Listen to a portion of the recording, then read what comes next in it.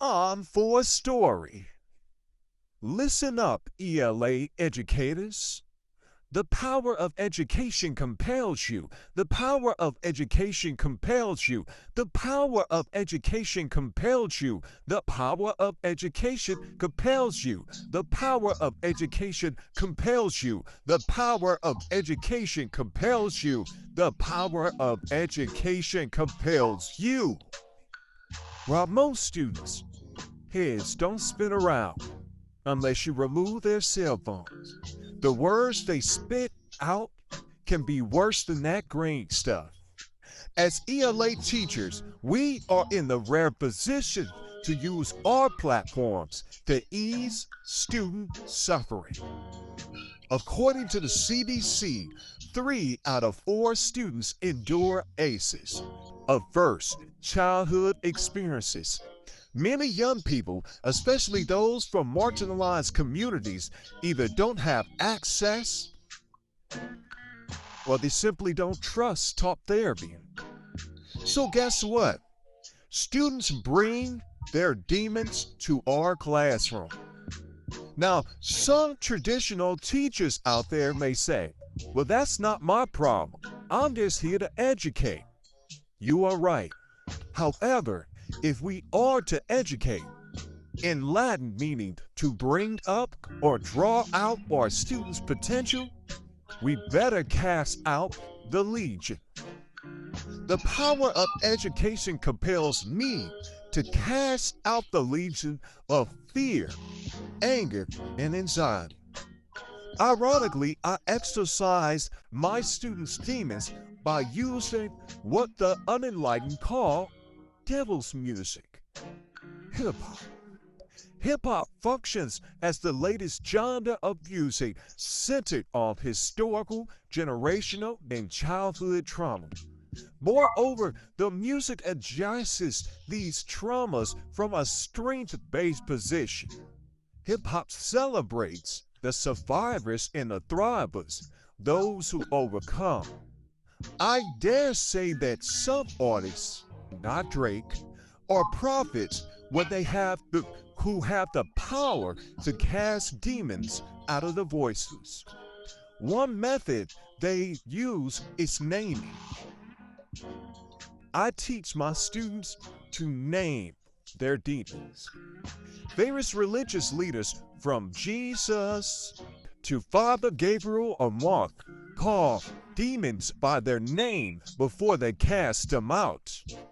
Kendrick Lamar performed a live exorcism at the Super Bowl when he named the demons possessing America's soul, like poverty, poor education, institutional racism, police brutality.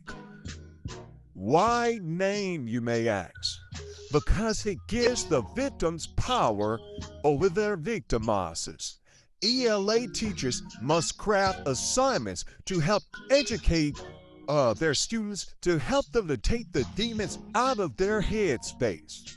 Because if those demons are left in their students' heads, their traumas will continue to ruminate, and they will not be able to accept the information that we are trying to give them. Information that's going to be vital for their success. Information that's going to be vital to them stepping into purpose. Students take back control of their emotions by naming their demons, or at least writing them out in story. When they transform their personal demons into ink, guess what? Those demons begin to lose power. I start to think, and then I sink into the paper like I was ink. When I'm writing a track between the lines, I escape. When I finish the rhyme, I got soul. You see, students have the power when they put their demons into ink form to ball them up. They have the power to rip their demons apart. They even have the power to burn their demons. Just don't do it at school. These symbolic gestures empower students to realize they do not have to be controlled by their circumstances. Now, some of you may say, won't writing about their problems re-trigger them? I say no. Not if we as educators create a safe environment. Have them to write while listening to calming music. Have them to practice deep breathing while writing. Have them to write their stories in the third person. My favorite is to have students name their demons and imagine they have the power to cast them out. Our classrooms can be this safe space. We can teach our students to heal through writing. The writing becomes a gateway to talk therapy. It can help remove stigmas associated with mental health. I challenge all ELA educators to sprinkle hip-hop therapeutic writing into their lessons. The lyrics may just be the holy water you need to get these kids to learn. When students learn to rewrite their narratives, guess what? They learn to remix their minds.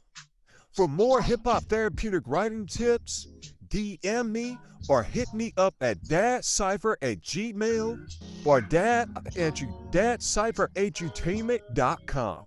This is the extra large professor. The story has ended.